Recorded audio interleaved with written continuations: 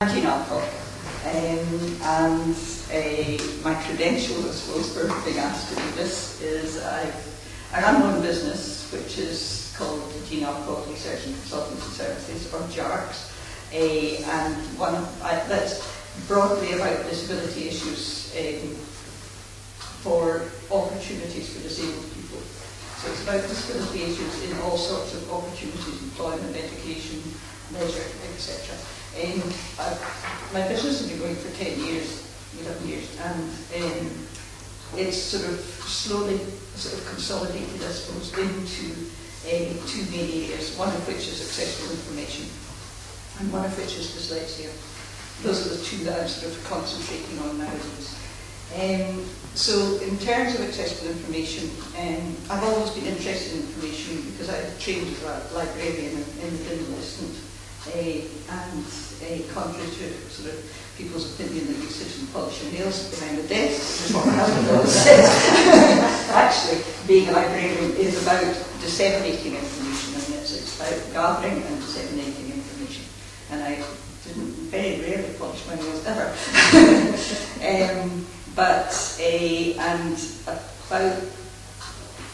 So I've always been interested in information, and about 2006 I became a member of the Scottish Accessible Information Forum, which is a Scottish government funded project which has been going for 11 years, which is sort of to look at policy and standards in producing accessible information. So that's really why I'm here. And it's, in fact, with what happened with SAFE, I joined as an ordinary member, and I didn't sit in my hands because they were trying to promote something.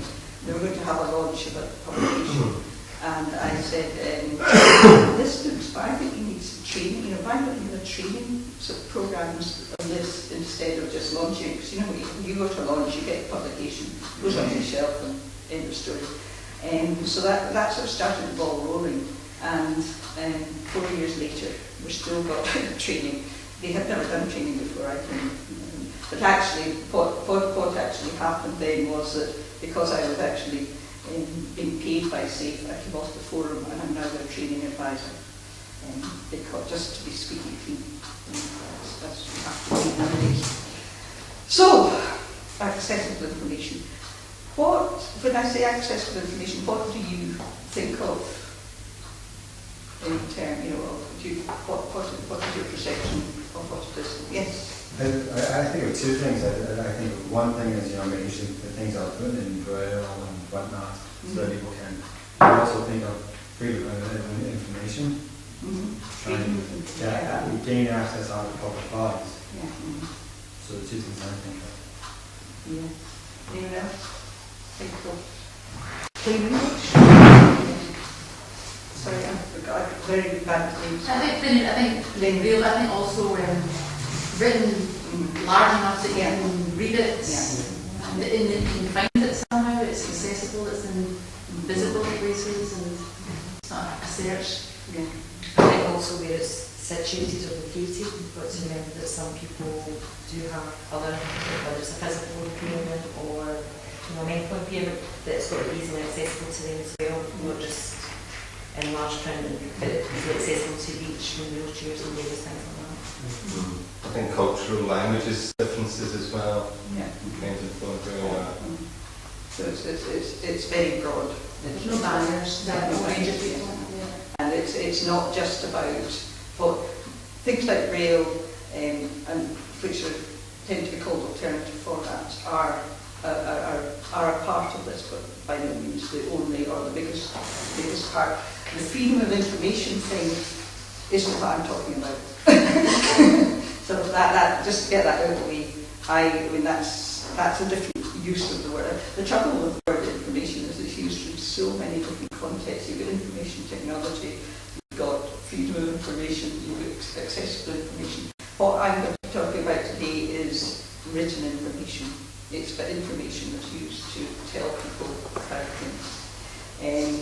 So really, when I talk about accessible information, I mean information in a format that is readily accessed by the reader, the person that you want to read it. In sometimes accessible information, we're talking about the same text but in different formats. So you've got your I'm not going to call it normal, but your ordinary text that you expect most people to be able to read. You've got braille, you've got the large print, audio, in something in DVD or whatever. British Sign Language isn't. So you've got the same text and a different format. But you've also got, in some cases, a different text, and different text and format. So that would be like your British Sign Language, because that's been put into a different language. You've got, maybe if you wanted to put stuff into community languages, into other languages. Also Easy Read. Do you know what I'm talking about? Easy Read? Sort of text that really makes it more accessible for people's learning disabilities. And also, incidentally, it's text that Easy Read can be text that makes it more easier for people who speak another language to access the information in English. And really with Easy Read, what we do is we tend to use pictures as well, so that you can help use pictures to support the text, and that's sort of it's trying to simplify the language down more than you maybe would need to do for other people, and I think it's when people talk about plain English, it's good. Yeah, I mean, we want to plain English. Don't use 4 words when, or don't use 10 words when 4 will do, as much as possible. But you've got to think in the context of what that, what you're writing and who you're writing it for.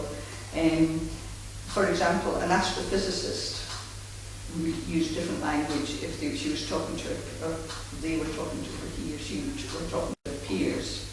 But if an astrophysicist is trying to explain to you and me what astrophysics is, they would use different language. So it is about using plain language in some contexts, but not necessarily in all contexts. Because an astrophysicist who was talking to peers, and if they did it in very simple language, that wouldn't be regarded as it. So it's using a language that is appropriate for the situation. And sometimes that does mean that you maybe have to produce something in 2 different versions, just for that sake. An example was, last 2 years ago, I was doing some work on the Adult Sport and Protection Act. With older people, it was for age concerned. So there was an Easy Read version on the internet which had been written for people with learning disabilities. I was wanting to give something out to older people over 65, so, which was, I kept thinking, God, I'm not far off that myself. It was I didn't feel as if I needed it better.